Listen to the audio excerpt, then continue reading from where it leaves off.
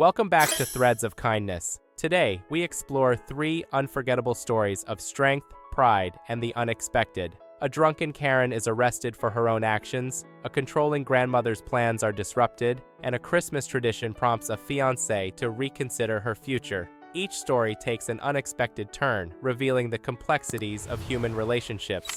Get ready to dive into the twists and turns. The karaoke bar was bustling with energy, filled with the hum of off-key singing, clinking glasses, and laughter as patrons unwound after a long week. Among the crowd was a familiar face, Karen, a regular who had become notorious for her entitled attitude and larger-than-life ego. Karen thrived on attention, often marching into the bar like she owned the place, her posse of friends trailing behind her like dutiful admirers. That night, however, the attention she sought would come with consequences she never anticipated. As the evening rolled on, Karen's behavior became increasingly erratic. She had arrived already tipsy, her laugh a little too loud, her balance a little too unsteady. By her second cocktail, she was slurring her words, and by her third, she was boldly approaching other tables, inserting herself into conversations and loudly commenting on other patrons' karaoke performances. While many rolled their eyes and dismissed her antics as typical Karen behavior, the bouncer, a sharp-eyed and no-nonsense woman named Lisa, kept a close watch. Lisa had dealt with her fair share of troublemakers. Standing at 5 feet 9 inches and clad in sturdy boots that added another 1.5 inches to her height, she was an imposing figure. But Lisa didn't rely on physical presence alone. She had a commanding voice and a sharp wit that quickly shut down any nonsense. Still, she preferred to keep the peace, and she hoped that Karen, despite her growing unruliness, would self-regulate before things got out of hand. That hope was dashed when Karen's name was called for her karaoke turn. Stumbling toward the stage with a drink in hand, Karen radiated a confidence that was entirely misplaced. She grabbed the microphone with a dramatic flourish and demanded the DJ play her song.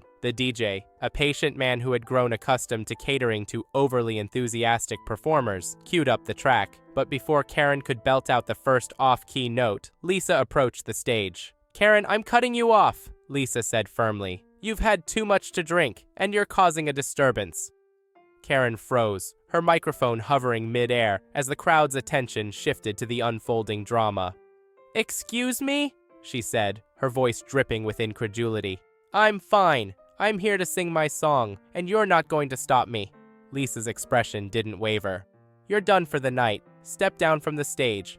The crowd murmured, some stifling laughter as Karen's cheeks flushed red with anger. "This is ridiculous," she yelled, her voice echoing through the speakers. "I'm not leaving until I sing." Lisa motioned to the DJ to cut the music. The silence was deafening as Karen stared at Lisa, her defiance clashing with the bouncer's unwavering stance. Finally, Karen slammed the microphone onto the stand, the metallic clang echoing through the bar. She stomped off the stage, but instead of leaving, she planted herself near the karaoke booth, arms crossed, fuming. "She has no right," Karen muttered loudly to anyone who would listen. "I spend so much money here. I keep this place in business." Despite Karen's tirade, the night continued. The DJ moved on to the next singer, and the bar patrons, eager to enjoy themselves, gradually shifted their focus back to the music. But Karen wasn't done. Fueled by alcohol and indignation, she began pacing near the stage, muttering complaints under her breath. Her friends tried to calm her down, but Karen waved them off. "I'm not going to let her treat me like this," Karen said, her voice rising again. "This is my bar. She can't tell me what to do." Lisa, who had been watching from her post, sighed. She had seen this behavior before, a drunk patron whose ego wouldn't let them back down gracefully. Lisa decided to approach Karen once more, hoping to de-escalate the situation before it escalated further. "Karen," Lisa said, her tone firm but measured, "you need to leave. You're disrupting the bar and making other customers uncomfortable." Karen's eyes narrowed. "I'm not going anywhere. You can't make me leave. I have every right to be here." Lisa raised an eyebrow. "Actually, I can, and if you don't leave on your own, I'll have to escort you out." The threat of being physically removed only seemed to fuel Karen's defiance. "You wouldn't dare," she sneered. "Do you know who I am? I'll have your job for this."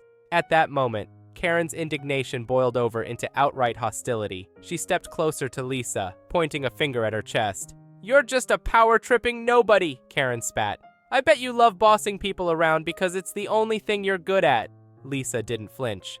Last chance, Karen, she said, her voice calm but commanding. Leave now, or I'll have to take you out myself. Karen laughed, a sharp, humorless sound. You think you're so tough, she said, her voice dripping with sarcasm. Let's see how tough you are. Before anyone could react, Karen's hand shot out, her fist connecting with Lisa's face. Gasps rippled through the crowd as Lisa stumbled back, more surprised than hurt. For a moment, there was silence, a brief pause before the storm. Lisa straightened, her expression hardening. She didn't yell, didn't retaliate. Instead, she calmly grabbed Karen by the arm and began escorting her toward the door. Karen, however, wasn't going quietly. She flailed and screamed, grabbing at anything within reach. At one point, she knocked over a glass display case, shattering it on the floor. By the time Lisa had successfully removed her from the bar, Karen was a spectacle of rage. Outside, she screamed obscenities, her voice carrying into the night.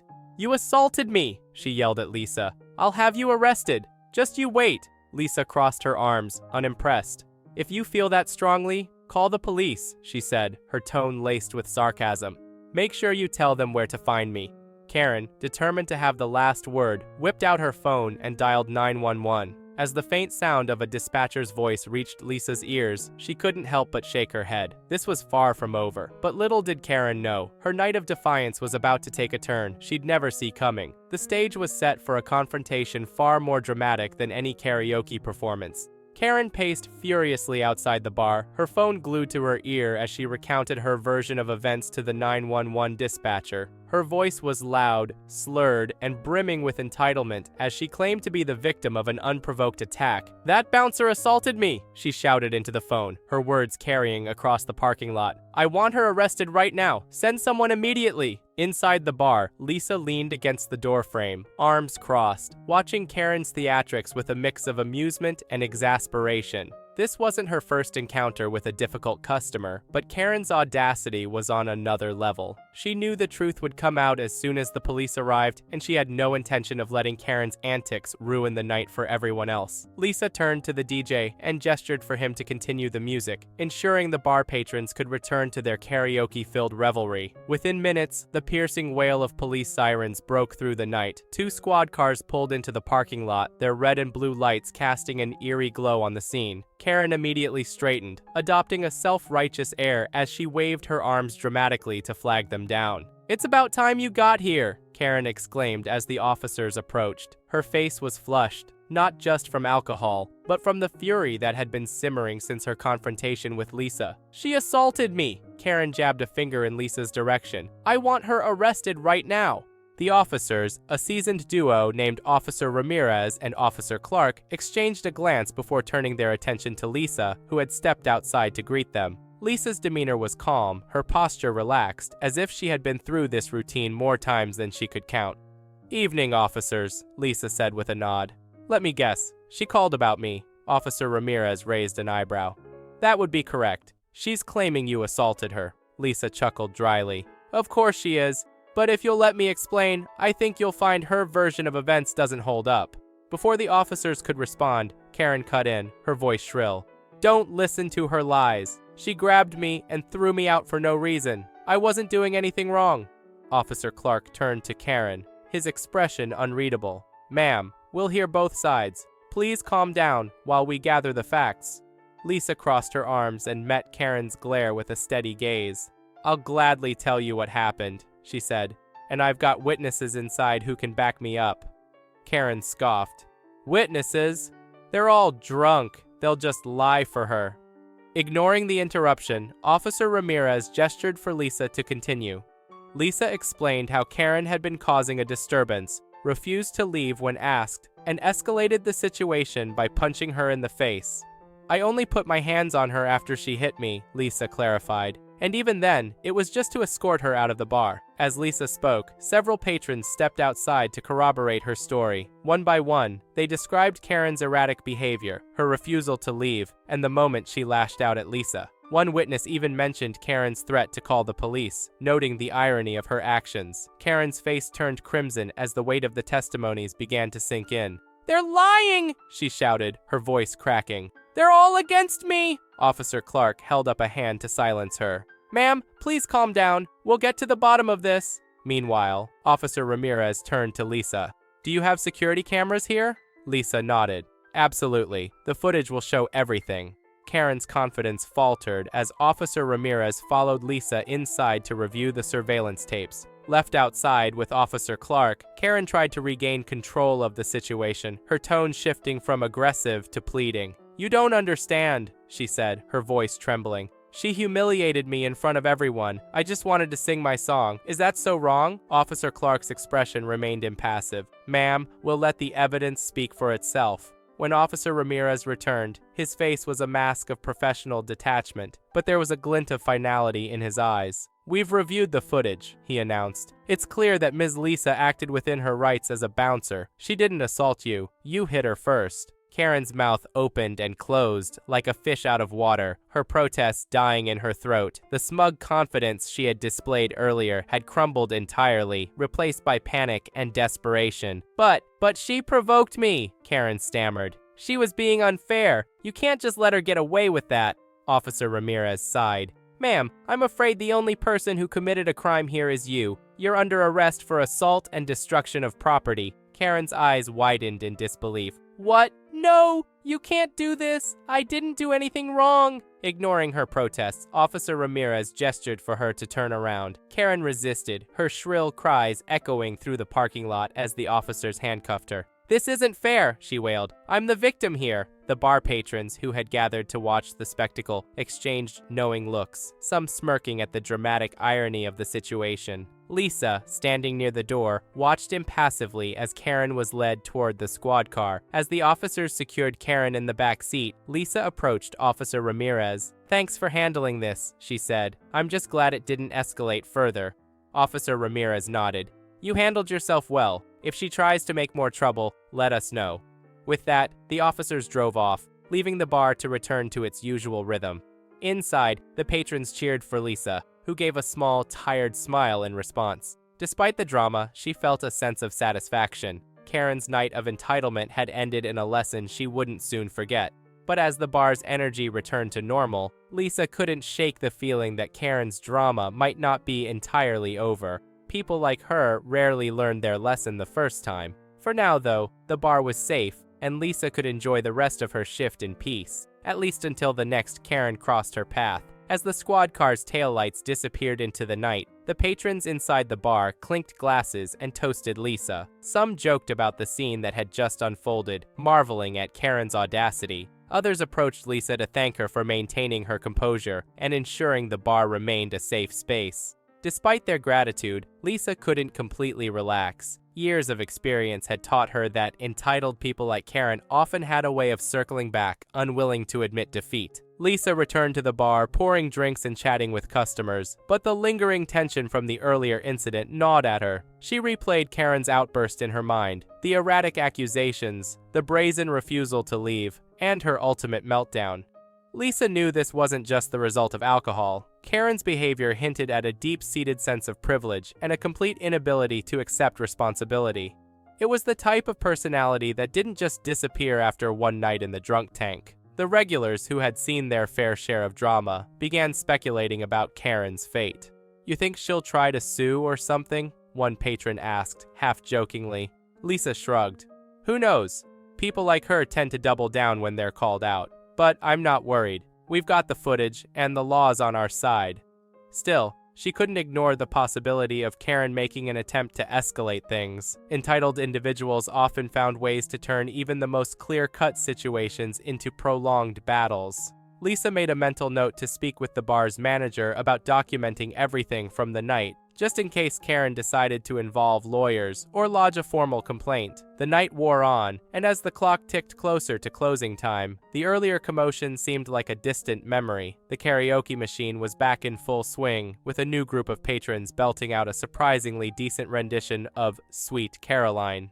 Lisa found herself smiling despite the earlier stress. This was why she loved her job. Not for the drama, but for the moments of camaraderie and joy that came from people coming together, even if just for a few hours. As she wiped down the bar, Lisa noticed a small group of patrons sitting near the back, whispering and occasionally glancing her way. Curious, she approached them with a friendly smile.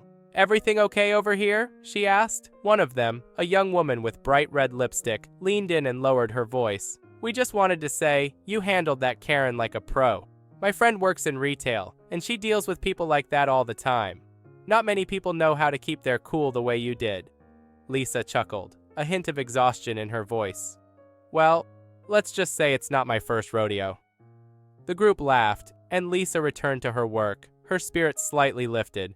Despite the chaos, the night had reinforced her belief in the importance of standing her ground, protecting her team, and ensuring that entitled behavior didn't ruin the safe, welcoming atmosphere she worked so hard to maintain. For tonight, at least, Karen was a memory. But Lisa knew there would always be another challenge waiting around the corner, and she was ready for it. Life with his grandmother had always been a delicate balance for Jake. After the devastating loss of his mother, he moved into her modest home to help her out and to give himself some time to recover emotionally. She was in her 70s, still sharp but increasingly demanding, and her idea of a helping hand felt more like unpaid servitude. Initially, Jake was understanding, even willing to do most of the chores she assigned. But as time went on, her requests became more unreasonable, and her tone shifted from appreciative to commanding. The conflict started one crisp fall morning when Jake was in the living room, sipping his coffee and scrolling through job listings. His grandmother shuffled in, her slippers slapping against the wooden floor as she made her way to the window. She pulled back the curtains and sighed heavily. "Look at that bush," she said, pointing dramatically at the neighbor's overgrown hedge that obscured a portion of the street. "I can't see a thing past it. It's ruining my view." Jake glanced out the window, unimpressed. The bush wasn't that tall, and it wasn't even on their property. It belonged to the neighbors, who had always kept to themselves and seemed perfectly content with their landscaping choices. "That's their bush, Grandma," Jake replied, setting down his coffee. "I can't just go over there and start trimming it." "Don't be ridiculous," she snapped, her tone already shifting to annoyance. "They won't mind. They're never even home. You just need to take care of it. I've been telling you that bush has been a problem for months now." Jake took a deep breath, trying to keep his patience. "Even if they don't mind, it's not legal for me to go onto their property and start cutting down their bushes. If it bothers you that much, you can talk to them and ask if they'd be okay with it." His grandmother turned to him, her expression a mix of disbelief and indignation. "You expect me, an old woman, to go chasing after the neighbors? How dare you suggest such a thing? What kind of grandson are you, Jake? You should be grateful to live under this roof and help out when I need it." The accusations stung, but Jake stood his ground. "I do help out, Grandma. I've been doing all the chores around here, but I'm not going to trespass on someone else's property. That's just asking for trouble." The argument escalated from there. Every time Jake tried to explain his position, his grandmother interrupted with increasingly personal insults. She accused him of being lazy, entitled, and disrespectful. She even invoked his late mother's name, implying that she would be ashamed of his behavior. That one hurt the most, but Jake knew better than to take the bait. After nearly half an hour of back and forth, his grandmother issued her final threat. "If you don't do as I say, I'll call the police and tell them you've been abusing me. You think they'll believe a punk like you over a little old lady like me? Think again." Jake froze, staring at her in disbelief. "Are you serious right now? You'd lie to the police just to get your way?" Her response was a self-satisfied smirk. "Desperate times call for desperate measures, Jake. Now, are you going to trim that bush, or do I need to make the call?" Jake felt his blood boil, but he refused to give in. "Do what you have to do, Grandma. I'm not breaking the law for you." With that, he grabbed his jacket and headed outside, needing some fresh air to clear his head. He couldn't believe his grandmother was willing to go to such lengths over something so trivial. The idea of her actually calling the police seemed absurd, but the look in her eyes told him she wasn't bluffing. As he stood by his car, trying to calm himself down, he heard the unmistakable sound of her voice through the open window. She was on the phone, and it didn't take long for him to realize she was actually speaking to the police. Jake couldn't hear everything she was saying, but words like abuse and fear for my safety came through loud and clear. He shook his head in disbelief. This wasn't just a petty argument anymore. His grandmother was crossing a line, and there would be no going back. He stayed outside, not wanting to be anywhere near her when the police arrived. 10 minutes later, 2 squad cars pulled up in front of the house. Jake felt a knot of anxiety in his stomach as the officers stepped out, their faces calm but serious. He knew he hadn't done anything wrong, but the situation was surreal, and he couldn't help feeling nervous. One officer approached Jake while the other 2 headed inside to speak with his grandmother. "We got a call about a potential domestic disturbance," the officer said. "Mind telling me what's going on?" Jake sighed and rubbed the back of his neck. "Honestly, officer, this is all a misunderstanding. My grandmother wanted me to trim the neighbor's bushes, and I refused because it's not our property. She didn't like that answer, so she called you and made up some accusations." The officer raised an eyebrow but didn't interrupt. Jake continued, explaining the entire situation in as much detail as he could. By the time he finished, the officer seemed to understand what was really going on. "All right," the officer said, nodding. "Just hang tight while we talk to her." Jake watched as the officer joined his colleagues inside.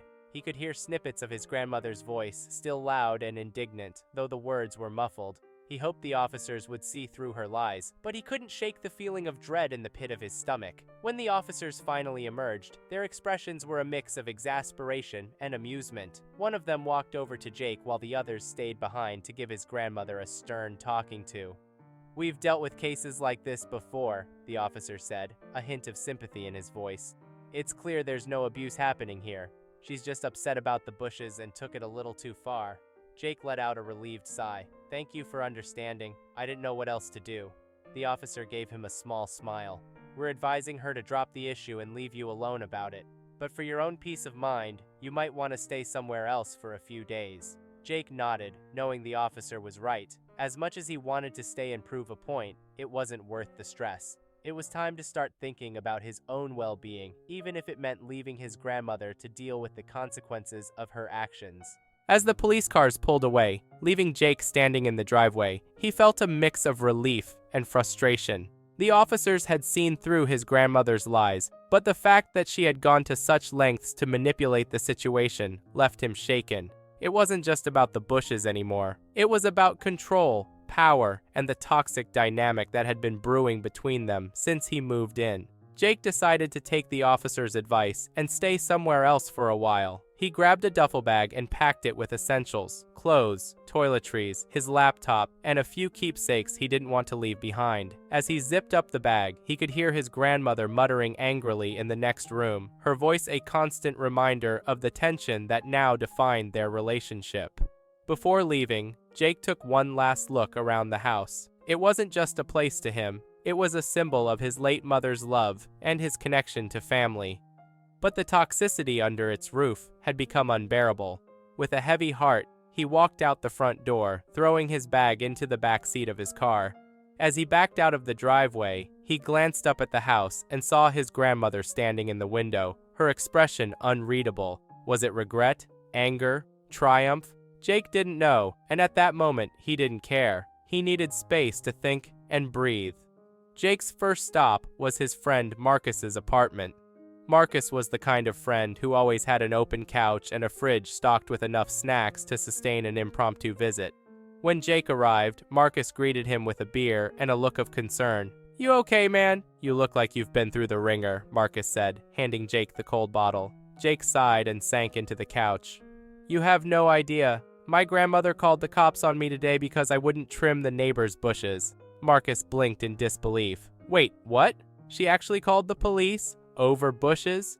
"Yup," Jake replied, taking a long swig of his beer. "She made up this whole story about me abusing her. The cops saw through it, thank God, but it was intense. They told me I should stay somewhere else for a while, so here I am." Marcus shook his head. "That's insane. I mean, I knew she was a bit demanding, but that's next level crazy." Jake nodded, his mind racing as he tried to process everything. "I don't even know how we got here, man. I moved in to help her, and now she's trying to control every aspect of my life. It's like nothing I do is ever good enough for her." Marcus leaned back, his expression thoughtful. "Sounds like she's taking you for granted. Maybe this is your chance to set some boundaries. You can't keep living like that, Jake. It's not healthy."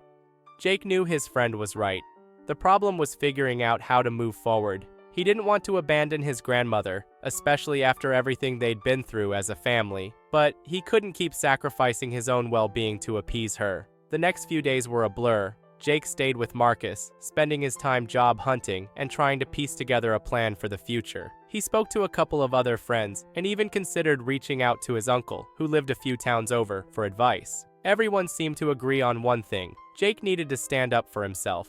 Meanwhile, his grandmother wasn't making things easy. She called him multiple times a day, leaving voicemail after voicemail. Some were angry, accusing him of being ungrateful and abandoning her. Others were more manipulative, painting herself as the victim and begging him to come back. Jake couldn't bring himself to listen to all of them, but one message caught his attention. It came late at night, her voice trembling as she said, "Jake, I'm sorry. I don't know what came over me. Please come home. I need you."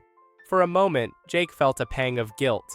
Despite everything, she was still his grandmother, and a part of him wanted to believe she was capable of change.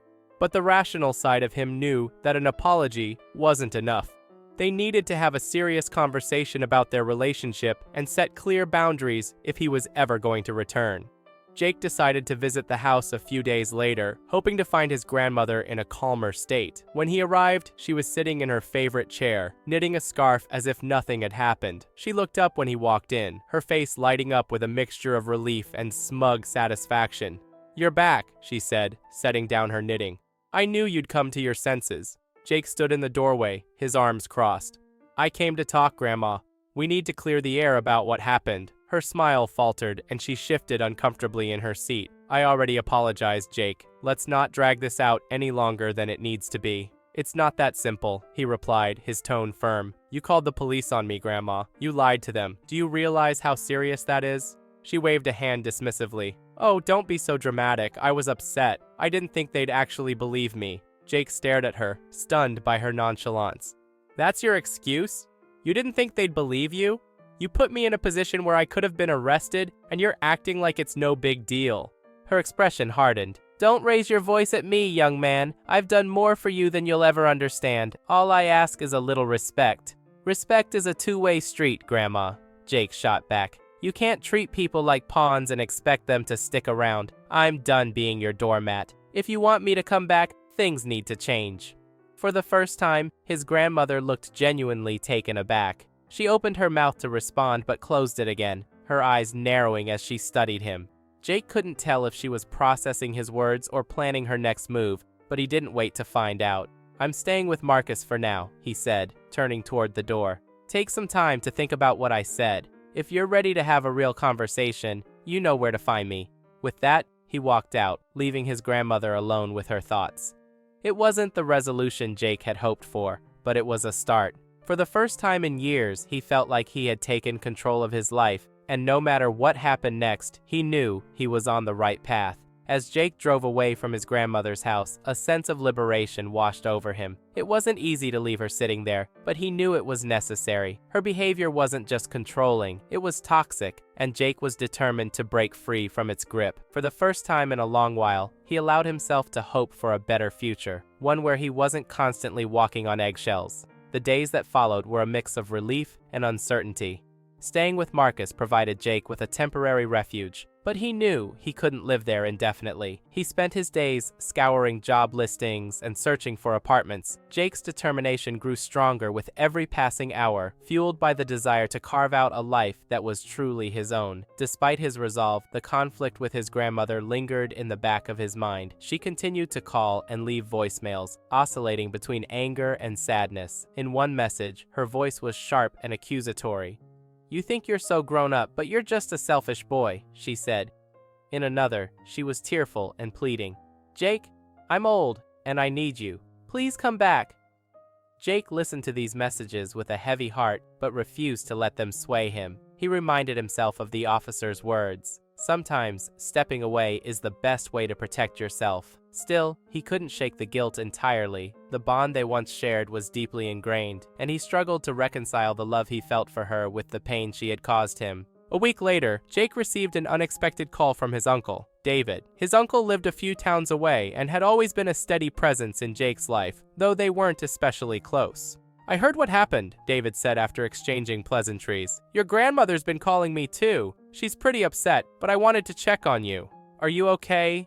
Jake hesitated, unsure how much to reveal. "I'm managing," he finally said. "It's been rough, but I needed to get out of there. She wasn't making things easy."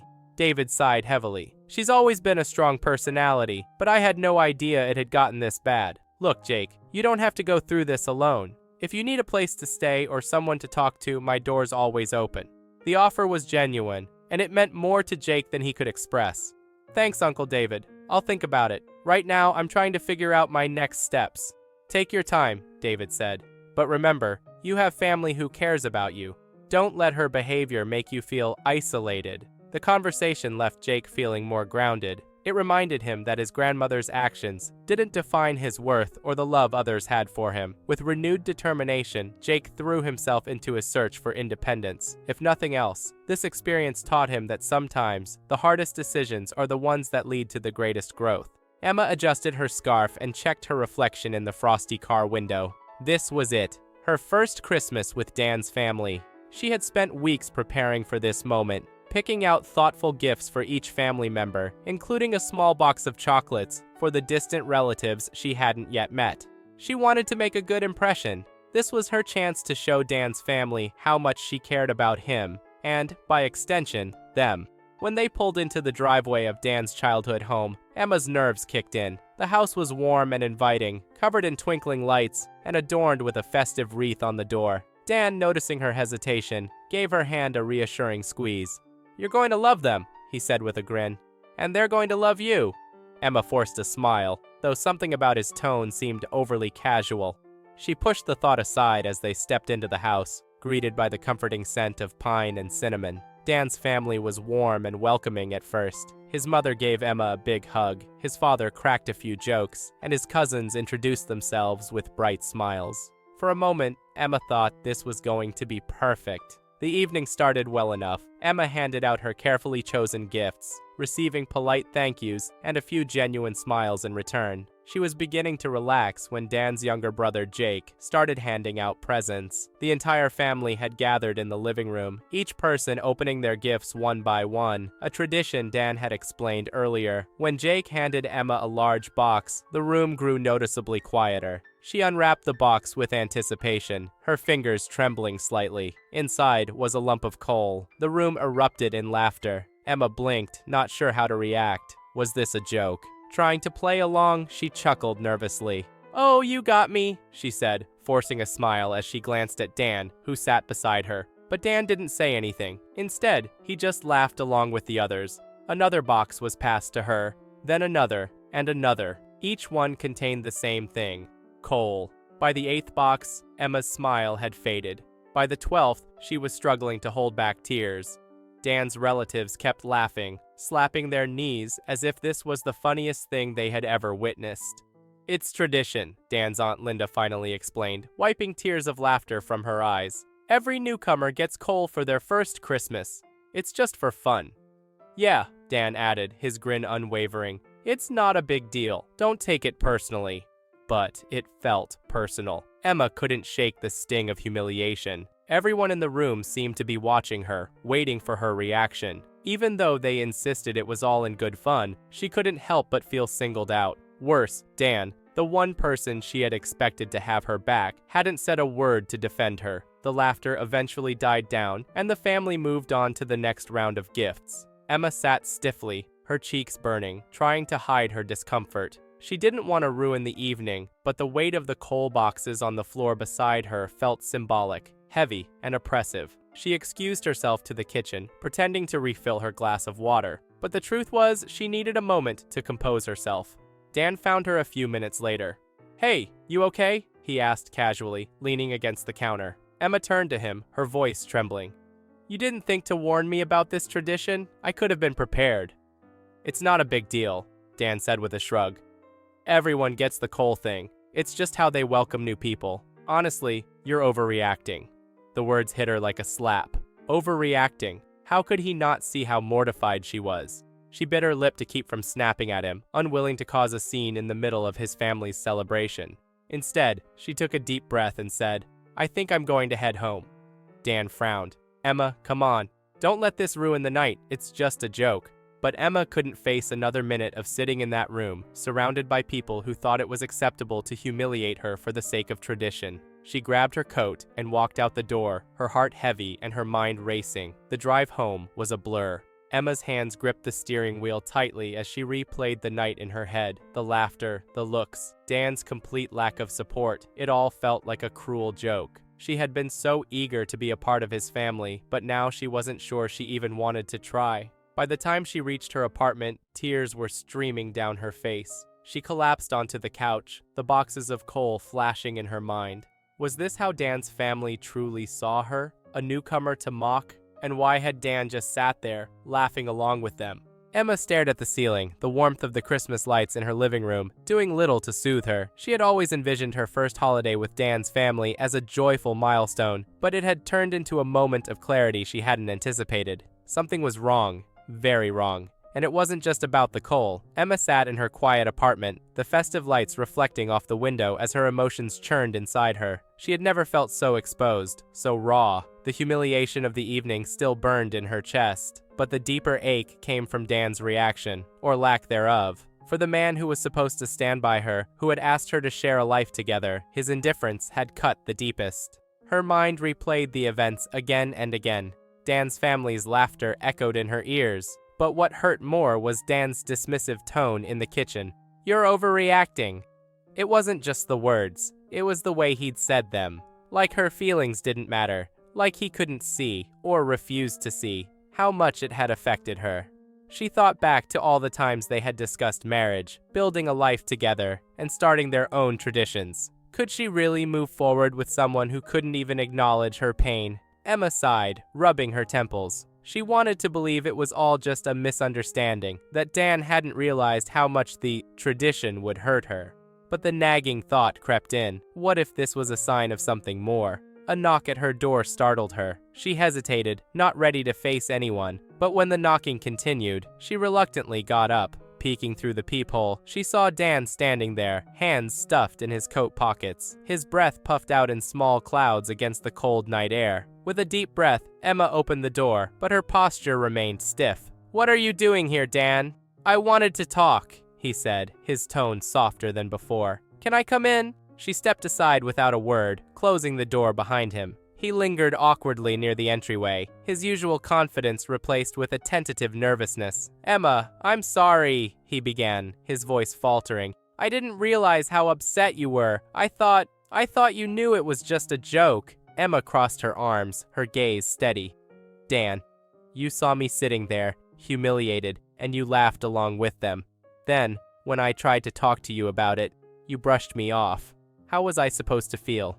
Dan looked down, running a hand through his hair. "I didn't mean to dismiss your feelings. I don't know. It's tradition. It's something my family does every year, and I thought you'd see it as harmless fun. I didn't realize it would hurt you."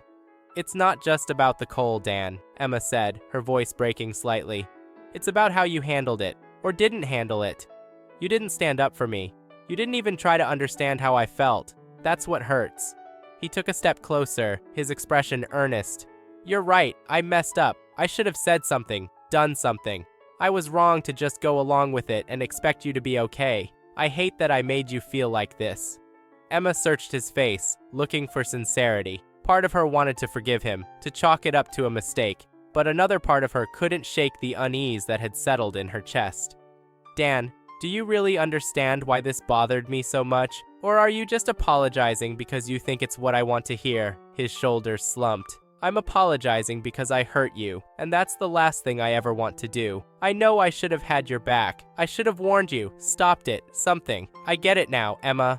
I do." She nodded slowly, his words easing some of the tension, but not all of it. "This isn't just about tonight, Dan. It's about what it means for us. If we're going to be partners, I need to know you'll stand by me, especially when things are tough.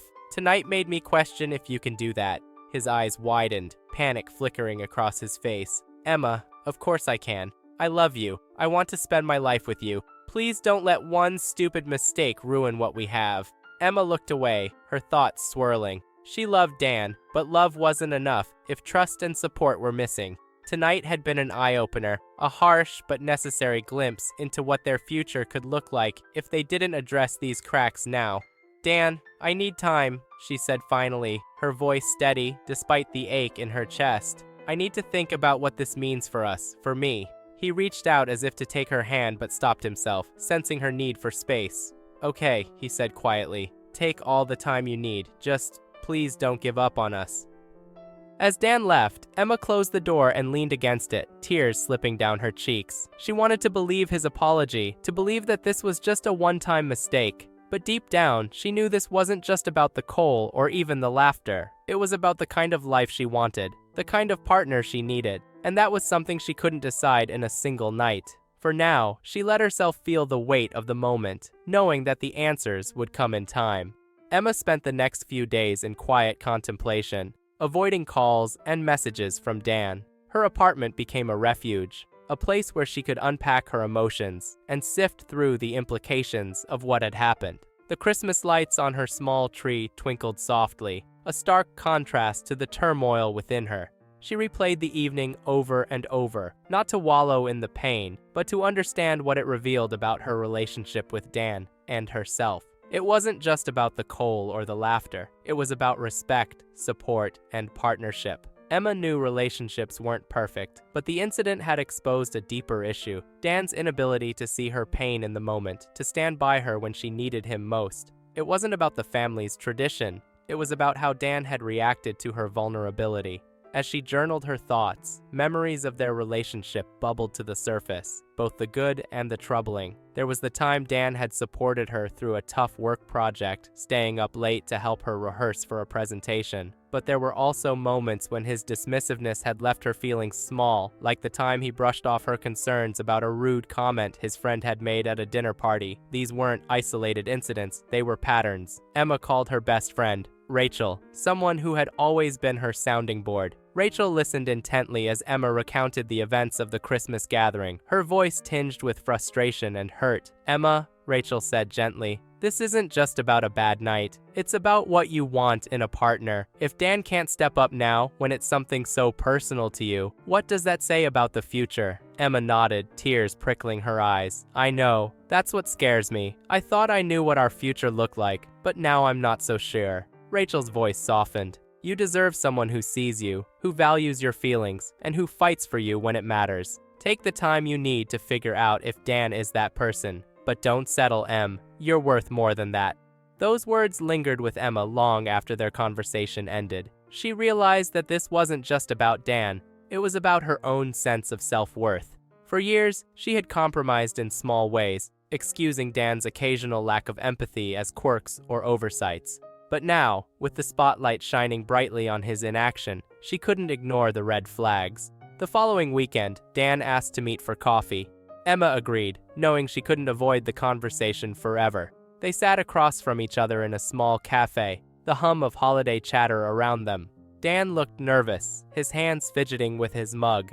"Emma," he began, "I've been thinking a lot about what happened, about what you said, and I want to do better. I don't want to lose you."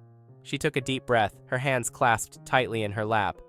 "Dan, I appreciate that you've thought about it, but this isn't just about saying you'll do better. It's about showing it, consistently." He nodded quickly. "I get that. I'll prove it to you, Emma. I will." She studied him, searching for signs of genuine understanding. "Dan, this isn't just about the coal. It's about how you react when I'm hurt, how you support me when I need you. I need to know that you'll stand by me, even when it's uncomfortable or inconvenient. Can you honestly say that you've done that?" Dan looked down, guilt flashing across his face. I didn't handle it well. I know that now, but I'm willing to change, to be better." Emma sighed, her heart aching. "I want to believe that, Dan. I really do. But I also have to be honest with myself. This isn't the first time I've felt like you didn't take my feelings seriously. It's just the first time it's hurt this much." His face fell, and she could see the realization dawning on him. "You're saying you don't think we can fix this?" "I'm saying I need time to figure out if we can," she said softly. "I love you, Dan, but love isn't enough if the foundation isn't solid." They parted ways with heavy hearts, leaving the conversation unresolved. Emma felt both a sense of relief and a pang of sadness. She loved Dan, but she couldn't ignore the doubts that had taken root. She needed to protect her future self, to ensure that she wasn't walking into a lifetime of feeling unseen and unsupported. Over the next few weeks, Emma threw herself into work, self-care, and reflection. She sought clarity, asking herself what she truly wanted in a partner and a relationship. Slowly, the answers came. On New Year's Eve, as fireworks lit up the night sky, Emma found herself on her balcony, a glass of champagne in hand. She thought about the year ahead, the decisions she needed to make, and the life she wanted to build. For the first time in weeks, she felt a sense of peace. She didn't have all the answers yet, but she knew one thing for sure. She wouldn't settle for less than she deserved. Whether Dan could be the partner she needed remained to be seen, but Emma was no longer afraid to stand up for herself, to demand the respect and support she knew she was worthy of. In the end, the coal had sparked more than humiliation. It had ignited a fire within her, one that refused to be dimmed. As we close this chapter of Threads of Kindness, let's reflect on the lessons hidden in these twists and turns. Life's surprises, good or bad, shape us in ways we never expect. Don't forget to like, share, and subscribe for more gripping stories. Until we meet again, stay kind, stay curious, and keep untangling life's threads.